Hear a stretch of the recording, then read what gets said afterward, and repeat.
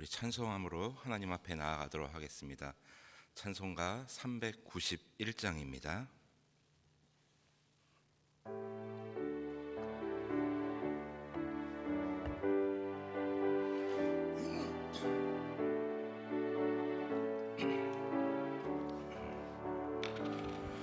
오 놀라운 구세주 예수 내 주 참 능력의 주시로다.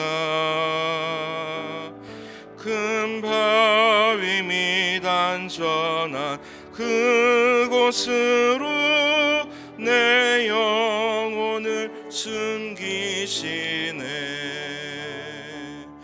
메마른 땅을 종일 걸어가도 나 피곤치 아니하며 저 위험한 곳 내가 이를 때면 큰 바위에 숨기시고 주 손으로 덮으시네. 오 놀라운 구세주 예수 내 주 내 모든 짐 벗기시네. 큰 죄에서 날 끌어 올리시며 또 나에게 힘 주시네. 메마른 땅을 종일 걸어가며 나 피곤치 아니하며 저 위험한 곳 내가 이를 때면 큰 바위에 숨기시고 주 손으로 덮으시네. 온양 못할 은혜로 채우시며 늘 성령에 감아주사 큰 기쁨 중 주님을 찬양토록 내 믿음을 도우시네. 메마른 땅을 종일 걸어가도 나 피곤치 아니하며 저 위험한 곳 내가 이를 때면 큰 바위에 숨기시고 주 손으로 덮으시네. 주 예수님 공중에 임하실 때 나 일어나 맞이하리. 그 구원의 은총을 노래하리. 저 천군과 천사 함께 메마른 땅을 종일 걸어가도 나 피곤치 아니하며 저 위험한 곳 내가 이를 때면 큰 바위에 숨기시고 주 손으로 덮으시네. 이어서 393장 찬양하겠습니다.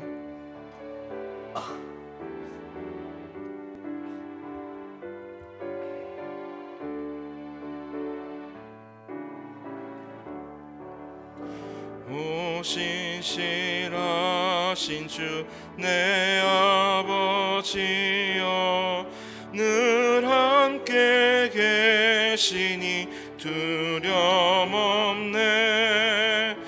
그 사랑 변찮고 날 지키시며 어제나 오늘이 한결같네.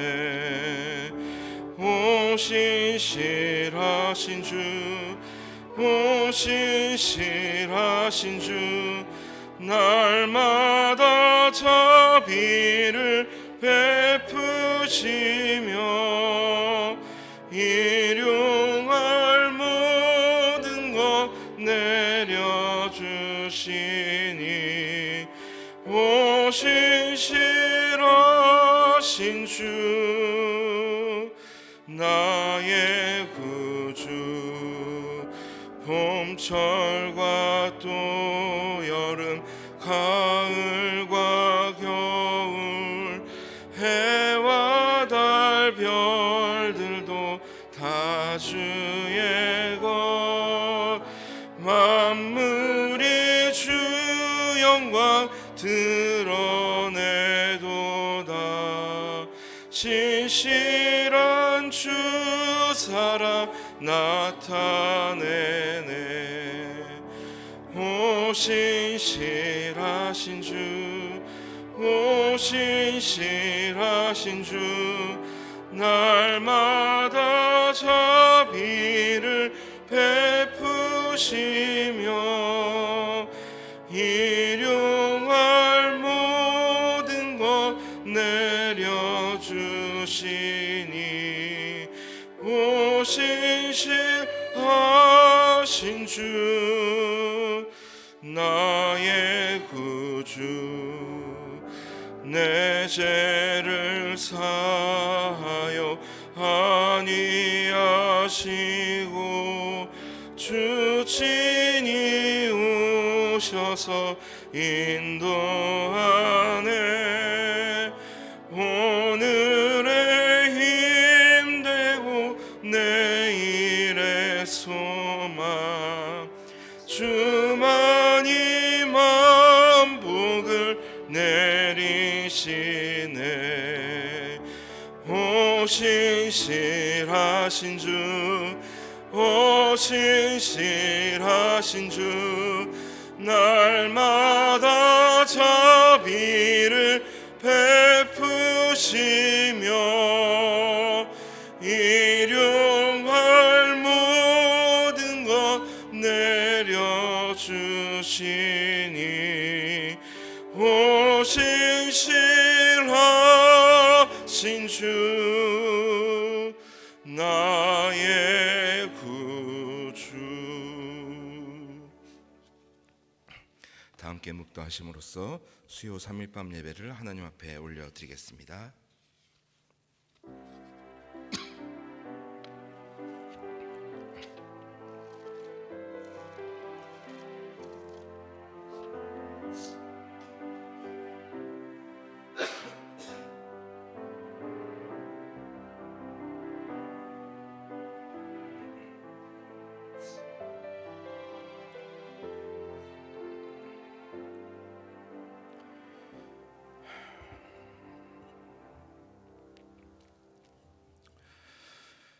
요란한 세상 가운데서도 우리를 보호하시고 우리에게 날마다 족한 은혜를 주시며 무엇보다 하나님 앞에 예배자로 설 수 있도록 우리를 인도해 주시고 불러내 주심을 감사를 드립니다. 하나님, 세상은 점점 더 혼란스러워지고 또한 모든 것이 불확실함 속으로 흘러가고 있습니다. 그러나 우리는 확실한 하나님을 믿는 성도들로서 이 세상 가운데 참된 소망이 무엇인지, 참된 생명이 무엇인지 우리의 삶으로 나타내는 그러한 의무를 이행하는 그러한 성도들 될 수 있도록 주님 인도하여 주옵소서. 하나님, 오늘 예배가 그러한 예배가 되게 하여 주옵소서. 우리의 믿음의 중심을 지키고 살아계신 하나님을 바라봄으로써 우리에게 없는 것에 집중하는 것이 아니라 우리에게 주신 것, 우리에게 있는 것을 바라보며 참된 소망 되신 예수 그리스도를 바라보며 승리하며 예배할 수 있는 우리 모두가 되게 하여 주옵소서.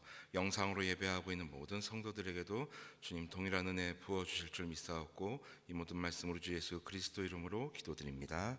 아멘. 찬송가 413장 함께 찬양하겠습니다.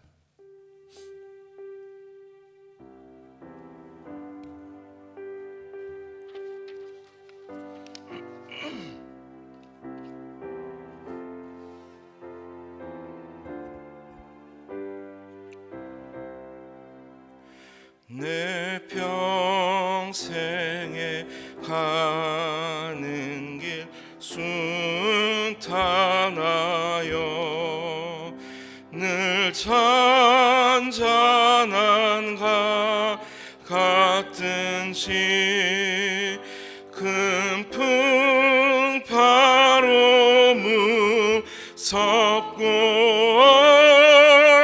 어렵든지 나의 영혼은 늘 편하다. 내 영혼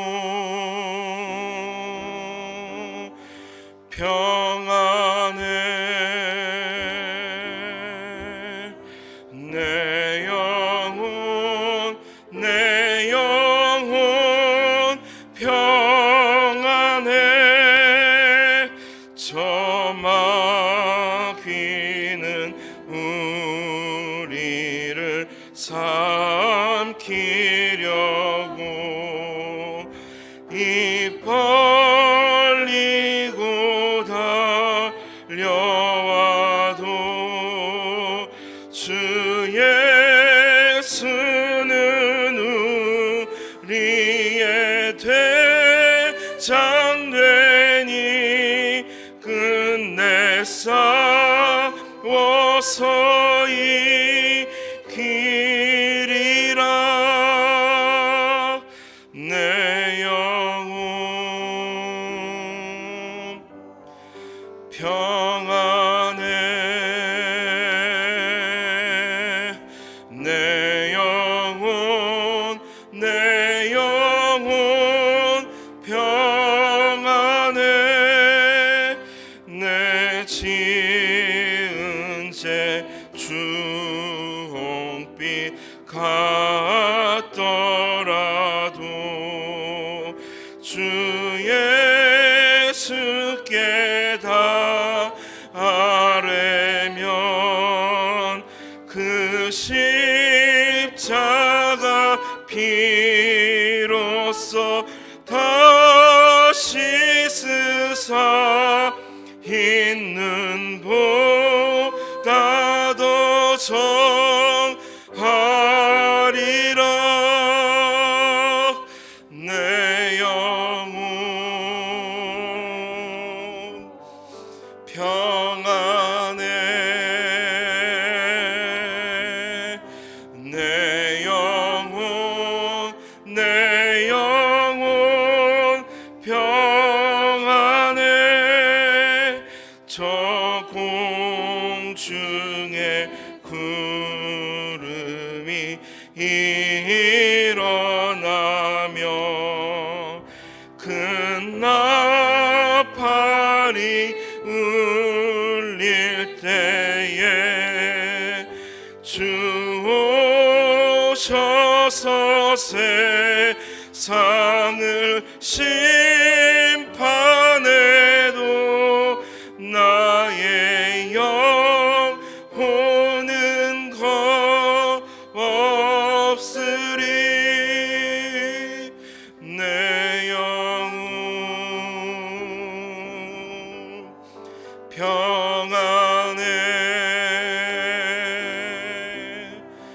내 영혼 평안해.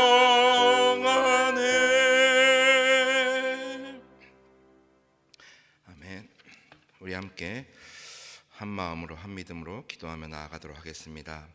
먼저 이 예배를 위해서 우리 함께 기도했으면 좋겠습니다. 이 예배가 사람의 모임으로 전락하는 것이 아니라 인간들의 어떤 소리로 가득한 그런 시간이 아니라 하나님이 거하시고 하나님께서 말씀하시고 하나님께서 기뻐 받으시는 그러한 예배가 되게 해달라고 여러분 함께 기도해 주십시오. 말씀 전하는 부족한 저에게도 하나님 은혜 내려주셔서 저의 부족한 점은 가리우고 저의 나약함은 가리우고 살아계신 하나님의 말씀만이 선포될 수 있는 그러한 예배가 되게 해달라고 여러분 기도해 주십시오. 그리고 무엇보다 이 예배 전과 후가 달라질 수 있도록 여러분들 함께 기도해 주셨으면 좋겠습니다. 그리고 내일 있을 대입 수학 능력 시험을 준비하는 우리 수험생들을 위해서 기도했으면 좋겠습니다. 우리 고3 친구들 강성찬, 김서현, 김예나, 김혜빈, 문정현, 박채민, 백승혁, 송현준, 신지훈, 안석영, 이수아, 이유진, 그리고 임지훈, 그리고 주보에는 나와 있지 않지만 또 수험생인 또 시험을 준비하는 또한 수험생이 있을 수도 있습니다. 여러분들 함께 기도해 주십시오. 열심히 준비하고 또 착실하게 준비해온 모든 것들을 내일 그 시험장에서 두려워하지 않고 또 떨지 않고 좋은 컨디션으로 그리고 하나님 앞에서 정직하게 주어진 문제들을 풀어낼 수 있도록 여러분들 기도해 주십시오. 그리고 무엇보다 더 기도해 주실 것은 그 친구들의 영혼을 위해서 기도해 주십시오. 지나고 보면 수학 능력 시험이 대입 시험이 별거 아니지만 그러나 그들에게는 가장 큰 또 인생에 있어서 가장 큰 관문일 것입니다. 그래서 그 시험을 준비함에 있어서 이것이 인생의 끝이거나 또 사회 진출하는데 절대적인 것이 아님을 또 깨닫고 무엇보다 하나님 앞에서 잘 준비된 하나님의 청년으로서 잘 성장할 수 있도록 여러분들 기도해 주십시오. 수험생뿐만 아니라 또 취업을 앞두고 있는 또 청소년들 또 청년들을 위해서 함께 기도해 주셨으면 좋겠습니다. 그리고 이 사회를 위해서 함께 기도해 주셨으면 좋겠습니다. 또 확진자가 늘어나고 있습니다. 그리고 코로나의 기세는 좀처럼 꺾이지 않습니다. 이러한 가운데 어려움을 당한 우리의 이웃들이 많이 있습니다. 여러분 생각나는 대로 기도해 주십시오.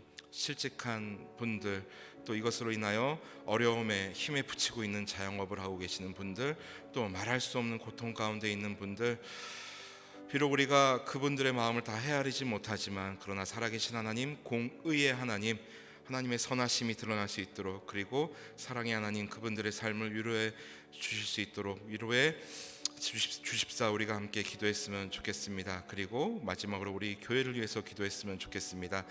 또 한 해를 마무리하고 새로운 한 해를 준비할 때인데 무엇보다 우리 교회가 하나님의 뜻을 잘 이루어 드리는 예수 그리스도를 머리로 하는 그러한 참된 공동체가 될 수 있도록 여러분 기도해 주십시오. 담임 목사님을 비롯해서 모든 성도들이 예수 그리스도를 머리로 하는 참된 교회가 되어서 하나님의 뜻을 이루어 드리고 나의 욕심에 의해서 움직이는 것이 아니라 하나님의 나라를 위하여 움직일 수 있는 그러한 교회 되게 해달라고 우리 함께 기도하며 나아가도록 하겠습니다. 기도합니다. 하나님 우리가 함께 기도합니다. 아버지 하나님 먼저는 이 예배를 위해서 함께 기도합니다. 하나님 이 예배 전과 후가 바뀔 수 있는 내가 되게 하여 주옵소서. 아버지 하나님 사람의 모임으로 또 인간들의 소리로 가득한 시간이 아니라 하나님의 임재가 있는 하나님께서 거하시는 하나님께서 기뻐 받으시는 또한 하나님의 말씀이 울려 퍼질 수 있는 그런 예배가 되게 하여 주옵소서. 죄로 인해 하나님 앞에 나아갈 수 없던 우리들이 예수 그리스도로 인하여 나아갈 수 있게 되었음을 깨닫고 그저 우리에게 주신 은혜가 족함을 깨닫고 나아갈 수 있는 그 예배가 되게 하여 주옵소서. 나의 만족으로 드리는 것이 아니라 하나님께서 기뻐 받으시는 하나님이 삼위 하나님께서 주체가 되는 그러한 예배가 될 수 있도록 하나님 이 예배를 보호하시고 지켜 주옵소서. 우리가 방관자로 있는 것이 아니라 이 예배에 참여자가 되어서 하나님의 그 교제에 참여하며 그 복음에 참여하는 우리가 되게 하여 주옵소서. 아버지 하나님 또한 내일 수학능력 시험을 앞두고 있는 우리 수험생들을 위해서 기도합니다. 하나님 긴장되고 있을 우리 수험생들 주님 기억하여 주옵소서. 아버지 하나님 내일 시험장에서 두려움 없이 아버지 떨림 없이 그동안 준비한 것들 하나님 앞에서 정직하게 풀어낼 수 있는 용기와 믿음 허락하시고 아버지 하나님 이것이 결코 끝이거나 또한 아버지 마지막 관문이 아니라 이제 첫 관문임을 깨닫고 더욱더 하나님의 청년으로서 잘 성장할 수 있는 우리 청소년들 될 수 있도록 인도하여 주옵소서. 또 우리가 모르는 중에 시험을 준비하는 수험생들이 있습니다. 하나님 도와주옵소서. 함께하여 주옵소서. 코로나 가운데 시험을 준비하는 우리 고3 수험생들, 또 수험생들, 또 입시를 앞두고 있는 수험생들과 또 모든 취업 준비생들 하나님 지켜주시고 그들의 삶을 인도하여 주옵소서. 선하신 뜻 가운데 모든 것들이 이루어질 수 있도록 하나님 인도하여 주옵소서.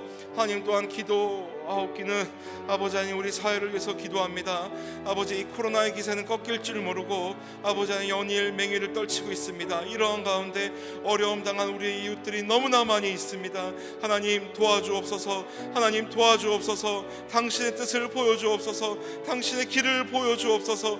하나님의 뜻을 우리에게 알려주옵소서. 아버지 하나님 간절히 기도하오니 아버지 하나님 이 바이러스를 붙잡아 주시고 아버지 이것들을 아버지 하나님 주님께서 다스려 주옵소서. 우리 인간의 나약함이 너무나 아버지 드러나고 있는 이때에 참된 하나님의 능력이 일어나길 소망합니다. 아버지 하나님 도와주옵소서.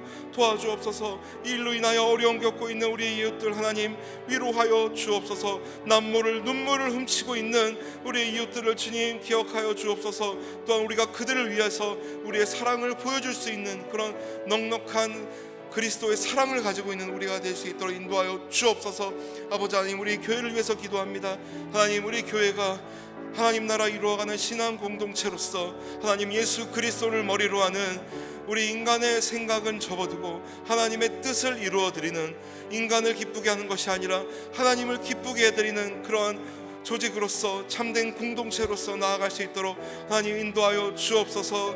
아버지 하나님 하나님의 뜻을 이루어 드린다 하면서 인간의 욕심을 이루는 그런 모순된 교회가 아니라 하나님의 그 생명을 드러내는 참된 진리의 방주로서 소망의 교회로서 하나님 나아갈 수 있도록 우리 교회를 지켜주시고 우리 다음 세대들을 주님 붙잡아 주옵소서.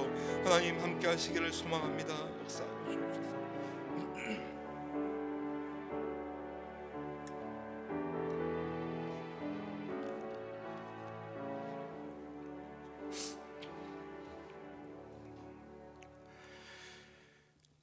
하나님 우리가 한 믿음으로 함께 기도하였습니다. 우리가 기도한 모든 것 하나님께서 들으셨을 줄 압니다. 하나님께서 신실하신 하나님께서 응답하실 것을 기대합니다. 날마다 하나님과 대화하며 기도하며 하나님과 올바른 관계를 이루어가는 우리 모두가 되게 하여 주옵소서. 주님께서 함께 하실 줄 믿사옵고 이 모든 말씀 우리 주 예수 그리스도 이름으로 기도드립니다. 아멘. 하나님의 말씀은 고린도 후서 12장입니다.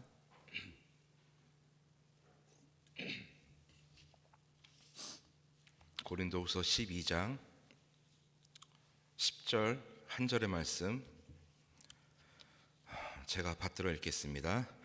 그러므로 내가 그리스도를 위하여 약한 것들과 능욕과 궁핍과 박해와 공고를 기뻐하노니 이는 내가 약한 그때에 강함이라. 아멘. 오늘도 예배에 나오신 여러분들, 또 영상으로 예배하시는 모든 분들 주님의 이름으로 사랑하고 환영하고 축복합니다. 여러분들 오늘 뉴스 보셨죠? 또 500명이 넘어갔습니다. 물론 세상에서는 여러 가지 소식들이 들려옵니다. 또 확진자가 늘어난 반면에 또 영국에서는 또 뭐 백신이 나와서 뭐 승인에 들어가고 그것을 이제 승인이 되면은 이제 상용화가 되겠지요. 항상 뉴스는 급변하고 있고 다양한 소식들이 들려옵니다.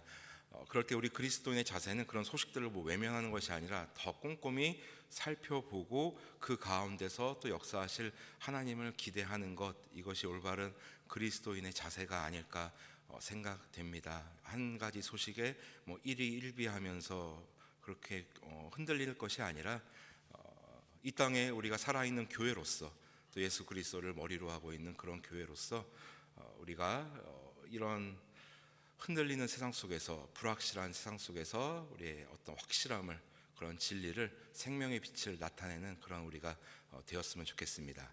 이 예배를 통해서 그러한 영적인 힘을 더 얻어가는 우리 모두가 되시기를 주님의 이름으로 소원합니다. 옛날에 한 무기장수가 있었습니다. 그 무기장수가 이제 시장을 돌아다니면서 물건을 팔았다고 해요. 딱 이제 방패를 들면서 자, 이 방패는 무엇이든지 어떤 칼이든 뭐 창이든 화살이든 무엇이든 막아낼 수 있는 그러한 방패입니다라고 이제 방패를 쫙 광고하고 이제 소개했다고 합니다.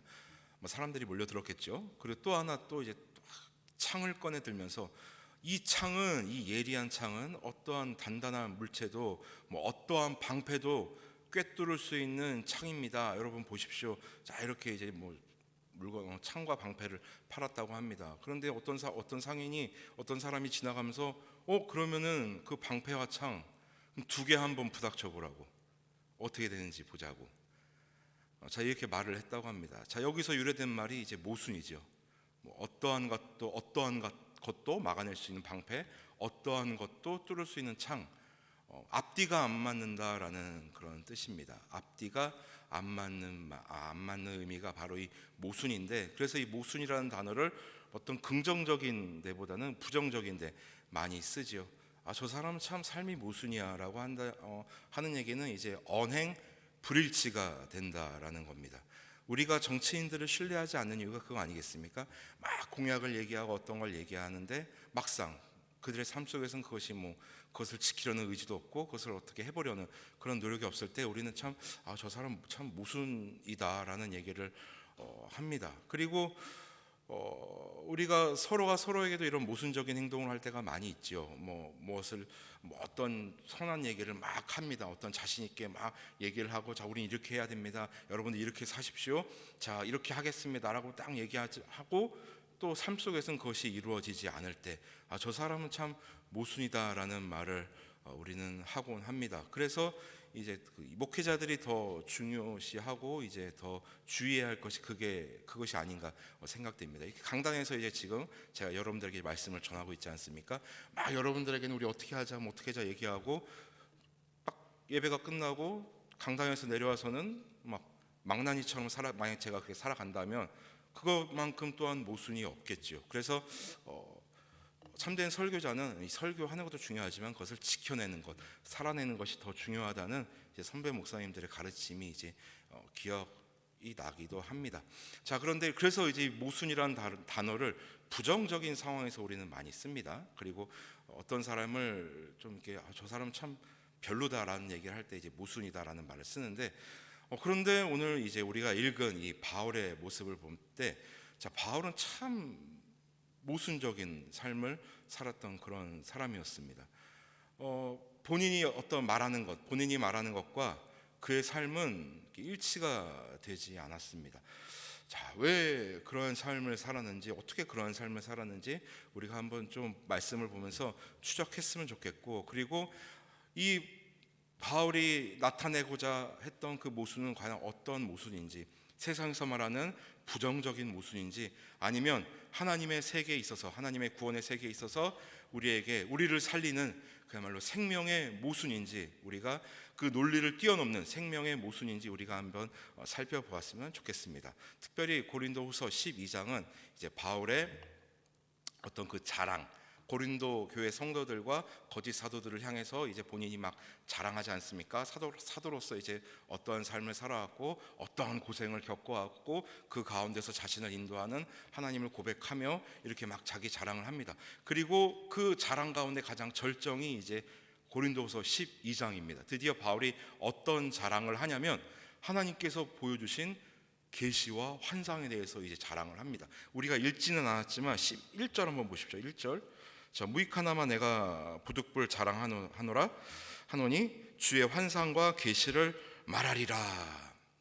내가 부끄럽지만 내가 이 하나님께서 내게 주신 환상과 계시는 내가 좀 짚고 넘어가야 되겠어. 여러분들께 이걸 좀 얘기해야 되겠어라고 얘기합니다.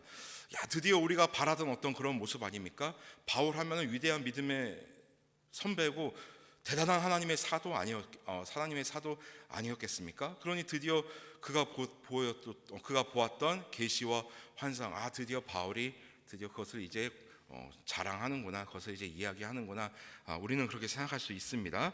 자, 그러면서 이제 얘기하죠. 계속해서 2절 이하로 바울이 얘기합니다. 내가 14년 전에, 여기서 말하는 14년 전은 뭐 여러 가지 얘기가 있습니다만 그냥 예측하기로 다메섹에 가는 길에서 예수 그리스도를 만나고 그때를 의미하는 것인지, 아니면은 바울이 직접적인 뭐 전도 여행을 떠나기 전에 어떤 뭐라 그럴까요? 어떤 14년 전을 이야기하는 것인지는 뭐 정확히는 모르겠습니다만, 아무튼 14년 전에 내가 예수 그리스도를 만나고, 예수 그리스도를 만나고 14년 전에 내가 어떤 일이 있었냐? 하나님의 손에 이끌려서 우리가 흔히 말하는 삼층천이라고 얘기를 하죠. 하늘들의 하늘, 내가 세 번째 하늘에 갔다라고 얘기를 해요. 그런데 여기 보시면은 2절에 보면 이제 가로로 쳐 있는 말이 있습니다. 가로로 쳐 있는 말, 그것을 잘 보십시오. 그가 몸 안에 있었는지 몸 밖에 있었는지 나는 모르거니와 하나님은 아시느니라. 여기서 말하는 그는 바울 자신을 가르칩니다. 그러니까 바울이 자랑할 때 이렇게 얘기하는 거예요. 그 환상과 계시에 대해서 얘기할 때, 내가 하나님께서 나에게 환상을 보여주셨는데, 계시를 보여주셨는데, 이렇게 이야기를 시작하는 것이 아니라 본인을 3인칭 그라고 얘기합니다. 바울이 이렇게 이야기하려고 했던 것은 내가 어떤 그 환상과 계시를 자랑함으로써, 쉽게 말해서 간증함으로써 나를 바울 자신을 드러내거나 바울 자신을 더욱더 격상시키고 자랑하기 위함이 아닌, 바울 자신을 객관적으로 놓고 어떤 그 선을 넘지 않기 위한 바울의 그런 작업이었습니다. 그가, 여기서 말하는 그는 바울이에요. 그가 그 삼층천을 갔는데 그 몸이 그대로 갔는지, 아니면 몸은 그대로 땅에 있고 영만 갔는지 나는 그건 잘 모르겠다라고 하면서 이제 바울은 이야기합니다. 굉장히 그 환상과 계시를 얘기하지만 굉장히 조심스럽게 바울은 이야기를 합니다. 왜 그렇게 이야기를 하느냐? 보십시오. 계속해서 보십시오. 4절 보시면 그가 낙원에 이끌려, 여기서 말하는 그는 바울이죠. 그가 낙원으로 이끌려 가서 말로 표현할 수 없는 말을 들었으니, 쉽게 말하면 어떤 천사들의 방언, 하늘에서 그 하나님 나라에서 쓰이는 그런 말들을 얘기하겠죠. 사람이 가히 이르지 못할 말이로다. 이 4절의 의미는 내가 들었던 그 낙원에서 들었던 그 말은, 우리가 흔히 말하는 삼층천에서 내가 들었던 말은 우리 사람들이 감히 쓸 수도 없고 그 말을 흉내낼 수도 없는 말, 그리고 또 하나의 의미가 있다고 합니다. 그것을 차마 듣고 얘기할 수 없는 말. 어떤 의미인지 몰라서 얘기할 수 없다는 게 아니라, 그 말을 듣고 그 하늘에서 바울은 그 말을 이해하고 들었겠죠. 근데 그것을 땅에 내려와서 함부로 얘기해서는 안 될 말이라고 그렇게 바울은 딱 선을 긋는 것입니다. 바울이 왜 이렇게 얘기했느냐? 여러분 생각해 보세요. 요즘도 그런 분들이 많이 있지 않습니까? 나 천국 보고 왔어. 나 지옥 갔다 왔어. 그래서 그런 분들의 영상이 많이 돌고 있습니다. 여러분들 그래서 그런 그분들의 천국을 보고 왔다, 지옥을 보고 왔다라는 말을 무시하는 건 아닙니다만, 우리가 분별력 있게 봐야 되는 겁니다. 왜냐하면 바울은 그것을 보고 왔지만 지금 굉장히 조심하고, 그것을 어떻다, 우리가 이제 보겠지만 어떻다, 그곳은 금은보화가 있고 산의 진미가 있고 이런 말을 하질 않습니다. 굉장히 조심스럽게 이야기를 해요. 그래서 성경이 말하는 것은 우리가 경험을 무시하는 것이 아닙니다. 여러분들, 저도 그렇고 여러분들도 그렇고 그런 경험을, 그런 영적인 체험을 꼭 하시길 바랍니다. 저도 제가 가장 기도하는 것 중에 하나입니다. 그러나 그것을 보고 난 후에 일이 가장 중요하다라는 것이죠. 그래서 바울은 보고 왔어요. 그러나 그것을 얘기하지 않는 이유를 6절 한번 보십시오. 내가 만일 자랑하고자 하여도 어리석은 자가 되지 아니할 것은 내가 참말을 함이라. 내가 지금 여러분들에게 말하는 것은 내가 하나님 앞에서 부끄러움 없이 다 진짜입니다. 내가 하나님으로부터 환상과 계시를 받았고, 그리고 내가 진짜 그 삼층천 세 번째 하늘을 갔다 왔어요. 여러분, 이거 진짜예요. 바울이 얘기합니다. 그는 진짜 갔다 왔어요. 계속해서 자신을 객관성을 유지하려고 지금 애를 쓰고 있습니다. 왜냐하면 주관적으로 얘기하게 된다면 거기에 바울의 어떤 그런 사람인지라 과장이 섞일 수도 있고 더 살을 붙일 수 있겠죠. 그것을 막기 위해서 그라고 지칭하면서 그냥 나도 어디서 마치 들었던 것처럼 지금 얘기하고 있는 거예요. 바울이 굉장히 그 하나님의 영역을 침범하지 않기 위해서 애를 쓰고 있는 노력입니다. 그러면서 얘기하죠. 나는 정말 참 말을 하고 있습니다. 그런데 그럼에도 불구하고 내가 더 이상 자랑하지 않는 것은, 더 이상 얘기하지 않는 것은, 자, 6절 끝부분에 누가 나를 보는 바와 내게 듣는 바에 지나치게 생각할까 두려워하여 그만두노라. 바울은 알고 있었습니다. 내가 그 환상과 계시를 얘기하는 순간 자기 자신이 예수 그리스도의 자리를 빼앗게 될 것을 알고 있었습니다. 사람에게는 명예욕이라는 게 있습니다. 그렇게 이제 천국과 환상에 대한 얘기를 쫙 풀게 되면 사람들은 감동하면서 와, 정말 바울 위대하다, 정말 바울은 하나님의 사람이었겠구나 하면서, 자, 거기까지는 좋은데, 그러나 점점 바울을 추종하게 되고 또 하나의 어떤 새로운 신흥 종교가 탄생할 수도 있겠죠. 왜냐하면 사람에게는 이 종교성이라는 게 굉장히 강해서 누가 어떠한 신비한 영적인 체험을 막 얘기하게 되면 끌리게 돼 있습니다. 사람들은 영적인 동물이라 이게 어쩔 수 없게 되는 것 같아요. 그래서 바울은 그것을 막기 위해서 자기가 그 자리에 가게 되면 예수 그리스도의 자리를 자신이 빼앗게 될 것을 알았기 때문에 더 이상 이야기하지를 않는 겁니다. 그 되게 그렇지 않습니까? 난 듣고 왔어. 그런데 얘기 안 할 거야. 이거 뭐예요? 이거 뭐 자랑하는 것도 아니고 무슨 뭐 굉장히 모순적인 행동 아닙니까? 나는 다 듣고 왔어. 다 아는 것처럼 얘기하지만 실제로 오늘 나는 몰라. 나는 얘기 안 할 거야. 이게 굉장히 앞뒤가 맞지가 않잖아요. 굉장히 모순적이잖아요. 왜 듣고 왔으면 그 영화롱은 우리 모두가 소망하고 있는 하나님 나라, 그리고 하나님께서 주신 우리 모두가 모든 그리스도인이 바라고 있는 그 환상과 계시, 뭐 비전과 계시를 보고 왔음에도 왜 얘기하지 않는 걸까? 우리는 그렇게 생각할 수 있겠죠. 그러나 바울의 이 얘기 속에서 우리는 느껴야 될 것은 바울은 철저히 그 선을 지키고 있는 겁니다. 무슨 선? 사망과 생명의 기준이 되는 그 선, 그 생명 대신 예수 그리스도의 그 자리를, 그 선을 넘보지 않기 위해서 끊임없이 바울은 그것을 노력하고 있는 것입니다. 왜 바울이라고 얘기 안 하고 싶겠어요? 제가 거듭 말씀드립니다만 고린도 후서는 고린도 교회 성도들과의 관계 회복을 위한 바울의 편지입니다. 그러면서 여러분들을 향한 하나님의 뜻을 보고 왔습니다, 여러분들을 향한 하나님의 계시를 보고 왔습니다 하면서 쫙 얘기할 수 있죠. 그리고 더욱더 이 타이밍도 너무너무 좋습니다. 그 11장에서 본인이 그 겪어왔던 고생들을 쫙 얘기하잖아요. 뭐 굶고 죽을 뻔했고 표류하였고 뭐 태장 맞았고 39대 매를 5번 맞았다면서 굉장히 그 본인이 괴로웠던 시간을 얘기합니다. 그럼에도 불구하고 나는 버텨올 수 있었던 것, 뭐 여러분 때문입니다, 하나님 때문입니다, 그리고 나는 하나님의 계시를 보았습니다, 하나님의 환상을 보았습니다. 그리고 딱 얘기하면은 더할 나위 없이 좋겠죠. 그러나 바울의 꿈은, 바울의 소망은 고린도 교회 성도들과 자신과의 관계 회복이 아니라 고린도 교회 성도들과 하나님과의 관계 회복이었습니다. 그렇기 때문에 본인이 어떤 그 신비로운 영적인 체험을 하고도 그것을 얘기함으로써 하나님의 자리를, 예수 그리스도의 자리를 넘보지 않고 본인의 자리를 지켜나가고 있는 것입니다. 자, 그러면서 7절에서 이야기하죠. 여러 계시를 받은 것이 지극히 크므로 너무 자만하지 않게 하시려고 내 육체의 가시 곧 사탄의 사자를 주셨으니, 자, 이는 나를 쳐서 너무 자만하지 않게 하려 하심이라. 그리고 바울의 고백이 이어집니다. 자, 여기서는 한번 여러분들께서 그 바울로 한번 내가 사도 바울이다라는 그런 생각을 가지고 요 구절을 한번 읽어보십시오. 하나님께서 나에게 계시와 환상을 보여주셨습니다. 대단한 은혜죠.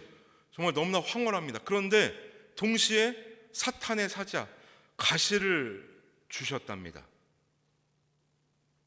쉽게 말하면은 좋은 것을 주셨는데 그것과 더불어서 안 좋은 것을 동시에 주셨다는 얘기예요. 근데 여러분들 한번 잘 우리가 생각해 보십시오. 바울의 입장에서 이렇게 내 몸의 가시를, 그 가시가 뭔지는 뭐 사람들마다 뭐 얘기하는 게 다릅니다. 뭐 간질이라는 사람도 있고 뭐 어떤 다른 질병이라는 사람도 있고, 하여튼 육체에 어떤 연약함을 주셨던 것은 확실해요. 자, 좋은 것도 주시고 나쁜 것도 주셨습니다. 그래서 바울은 참 황당했겠죠. 아니, 이렇게 육체의 가시, 사탄의 그 사자를 주실 거면, 육체의 가시를 주실 거면 왜 이 좋은 환상과 계시를 나에게 보여주셨습니까? 그럴 거면 왜 보여주셨어요? 그럴 거면 왜 이 하나님의 그 환상을 저에게 보여주셨습니까? 라고 반문할 수 있겠지요. 사람이라면. 우리가 좋은 것을 받으면 누군가에게부터 어떤 선물을 받으면 굉장히 기분이 좋아요. 근데 그걸 다시 뺏어요. 그러면은 굉장히 기분이 나쁘지 않습니까? 지금 그런 거예요. 병 주고 약 주고 이게 뭐 어떤 건지 참 바울 입장에서는 너무나 황당할 수 있겠죠. 하나님 너무나 모순적으로 느껴질 수 있습니다. 내가 하나님께서 나는 네가 핍박하는 예수라 직접 예수 그리스도 부활하신 예수 그리스도께서 바울을 만나 주시고 내가 너를 이방인을 위해서 선택했다라고 그렇게 했으면서 그러면서 환상과 계시도 보여주셨으면서 육체의 가시를 주셨습니다. 사탄의 사자를 주셨습니다. 왜 이렇게 하나님은 그렇게 나를 좋은 것과 나쁜 것 동시에 주셨습니까? 라고 반문할 수 있겠죠. 그러나 바울은 그러한 반문 대신 이러한 고백을 합니다. 자, 7절 마지막 다시 보십시오. 이는 나를 쳐서 너무 자만하지 않게 하려 하심이라. 내가 환상과 계시를 보고 왔다고 경거망동하지 않게 하시기 위한, 교만하지 않게 하시기 위한, 예수 그리스도의 자리를 빼앗지 않게 하시기 위한 하나님의 은혜라고 얘기하는 겁니다. 그런데 여러분들 바울의 이 고백이 금방 튀어나왔겠습니까? 딱 환상을 보고 딱 어떤 육체의 질병을 주셨어. 이것은 나를 지키려는 하나님의 은혜였게, 하나님의 은혜로구나, 하나님의 어떤 그런 장치로구나. 하나님 감사합니다. 이러한 고백이 바로 나왔겠습니까? 마치 겟세마네 동산에서 기도해서 예수 그리스도가 하나님과 성부 하나님 앞에서 핏방울이 땀방울 될 때까지 기도하시면서 아버지 내 뜻대로 하지 마옵시고 아버지 뜻대로 하옵소서라고 하는 기도가 바로 나왔을 거라고 우리는 생각하지 않습니다. 얼마나 성부 하나님과 치열한 설전이 있었겠습니까? 그 가운데서 순종하신 예수 그리스도의 그 모습, 우리는 한두 구절로 그것을 접하지만 그것이 짧은 시간에 완성된 구절이 아닐 것입니다. 이것도 마찬가지입니다. 바울이 어떻게 금방 고백했겠습니까? 하나님이 얼마나 모순적이신가? 그럴 거면 나를 왜 만나주셨나? 그럴 거면 왜 나를 택하셨다고 그렇게 나를 콕 집어 불러주셨는가? 그럴 거면 왜 나를 이방인의 사도로 쓰신다고 얘기하시면서 나를 이렇게 사용하셨나? 왜 이렇게 고생시키시고 왜 이렇게 육체의 가시를 주시고 사탄의 사자를 주시고 나를 이렇게 힘들게 하실까? 차라리 부르지나 말지. 그럼에도 불구하고 바울은 고백했습니다. 나를 교만하지 않게 하려는 하나님의 은혜였다라고 그는 말하고 있습니다. 자, 그러면서 9절에서 이렇게 얘기하죠. 자, 나에게 이르시기를 내 은혜가 내게 족하다. 자, 바울이 이 기도를 참 했던 것들, 여러분도 아시다시피 바울이 이 육체의 가시를 하나님 걷어가 달라고 3번 기도했다고 하잖아요. 3번이나 하나님 내 육체의 가시를 가져가 주십시오. 하나님 제 육체의 질병을 가져가 주십시오. 왜 이 바울의 기도가 이렇게 저한테는 와닿을까요? 하나님 이것 좀 가져가 주십시오. 가져가 주십시오. 얼마나 간절하게 기도했겠습니까? 그럼에도 불구하고 바울을 향한 하나님의 응답은 내 은혜가 족하다. 하나님의 말씀이 이런 건 아니, 이런 느낌은 아니었을 거예요. 됐어, 뭐 뭘 더 바래, 이런 느낌은 아니었을 거예요. 바울아, 네가 육체에 가시가 있고 사탄의 사자가 네 몸에 있을지라도 나는 너의 존재만으로도 기뻐하고 너의 삶을 받을 준비가 됐단다. 너의 그러한 네가 스스로 말하는 그러한 아픈 몸이더라도 그러한 힘든 삶이더라도 나는 너의 삶으로 인하여 나는 너의 존재로 인하여 기뻐하고 있단다. 내가 너에게 준 은혜, 너의 삶 그 자체로 나는 더 이상 바랄 것이 없단다. 나는 그런 건강한 바울, 그럼 뭐 아무런 고생하지 않는 바울 아니야. 나는 그렇게 애쓰고 그 육체의 질병을 위해서 기도하고 그렇게 힘든 가운데서도 어떻게든 살아보려는 너의 그 삶을 귀하게 보는 것이지 어떤 세상의 어떤 기준에 부합된 너를 바라보고 있는 것이 아니야. 바울은 느꼈습니다. 하나님의 모순은 이 세상의 모순과는 차원이 다른 모순이라는 것을. 하나님께서 바울을 부르신 것은 그를 세상의 임금으로 세우시려고 바울을 부른 게 아니었죠. 하나님의 도구로 이제 사용하시려고 바울을 부른 거 아닙니까? 도구로 사용되면서 때론 찢기고, 때론 닳고, 때로는 부러지기도 하고, 그러나 그것이 죽음의 자리가 아니라 생명의 자리임을, 하나님의 모순은 그래서 생명의 모순입니다. 그래서 이 하나님의 모순을 가장 극적으로 느낄 수 있는 제 개인적인 생각입니다. 이 하나님의 참 모순된 이 모습을 가장 극적으로 느낄 수 있는 성경 구절이 있습니다. 자, 마가복음 15장 4절 5절. 이거는 빌라도 법정입니다. 빌라도가 또 물어 이르되 아무 대답도 없느냐? 그들이 얼마나 많은 것으로 너를 고발하는가 보라 하되, 예수께서 다시 아무 말씀으로도 대답하지 아니하시니 빌라도가 놀랍게 여기더라. 여러분, 예수님은 성자 하나님이시잖아요. 하나님이시잖아요. 천지를 창조하시고 창조의 능력이 있으신 전지전능하신 분입니다. 마음만 먹으면 이 빌라도 업종 뒤집어 엎을 수도 있죠. 마음만 먹으면 저 바리새인들 한 방에 다 쓸어버리실 수도 있습니다. 그러나 성자 하나님이신 예수 그리스도께서 택하셨던 것은 침묵이었습니다. 너무나 모순되지 않습니까?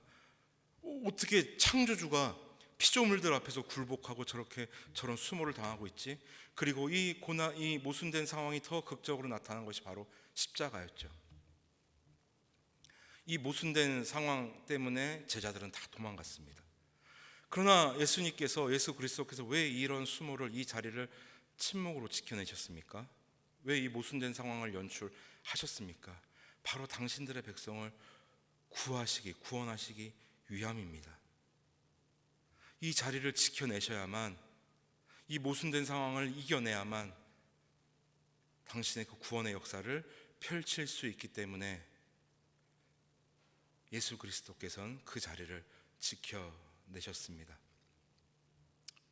그러므로 모순된 하나님을 믿으시는, 또 모순된 삶을 지향해 나가야 될 사랑하는 성도 여러분, 그래서 바울은 그 모순된 하나님을 알고 있었습니다. 자기를 이렇게 부르시고 이렇게 내가 고난 가운데 있는 이유는, 어떤 하나님의 부르심과 어떤 상반되는 삶을 살아가는 이유는 나를 죽이시기 위함이 아닌 약한 나의 삶 가운데서 하나님의 뜻을 온전하게 이루시기 위함이라는 것을,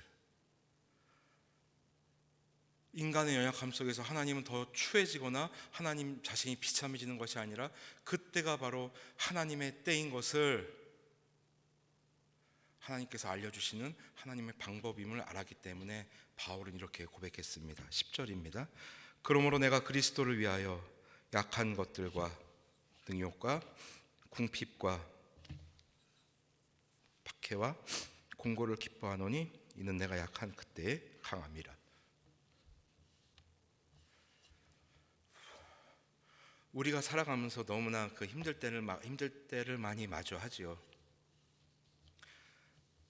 이게 정말 하나님의 저주같이 느껴질 때도 많이 있습니다. 그러나 성경은 우리에게 얘기하고 있습니다. 내가 약할 때에, 내가 가장 낮아질 때에, 그때가 바로 하나님의 때라고 성경은 우리에게 얘기하고 있고, 하나님은 우리에게 말씀해 주고 계십니다.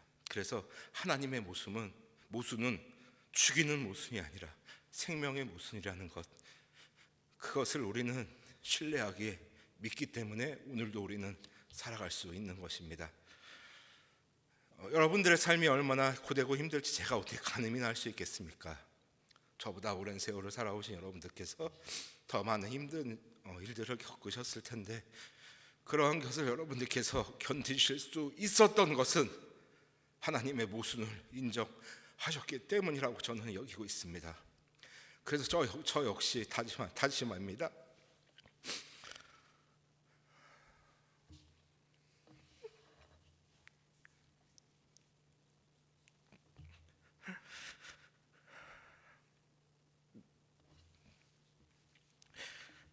하나님은 저를 사용하지 않으셔도 됩니다.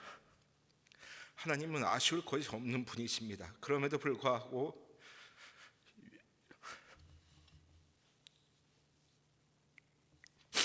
육체적인 약함과 여러 가지 부족한 것이 많은, 하자가 많은 저를 사용하시려는 것은 저의 약함 속에서 하나님의 온전하심을 드러내기 위함이라는 것을 저는 이 말씀을 통해서 인정하고 다시 한번 깨닫습니다. 그래서 바라기는 우리 모두가 이 하나님의 모순을 거절하거나 외면하는 것이 아닌 그것을 우리의 삶으로 받아들이고 그것을 인정하며 온전케 하시는 하나님을 우리 믿음의 눈으로 바라보았으면 좋겠습니다. 우리가 그러한 삶을 살아갈 때 여러분 얼마나 기쁩니까? 나의 삶이 드러나는 것이 아니라 하나님의 나라가 이루어집니다.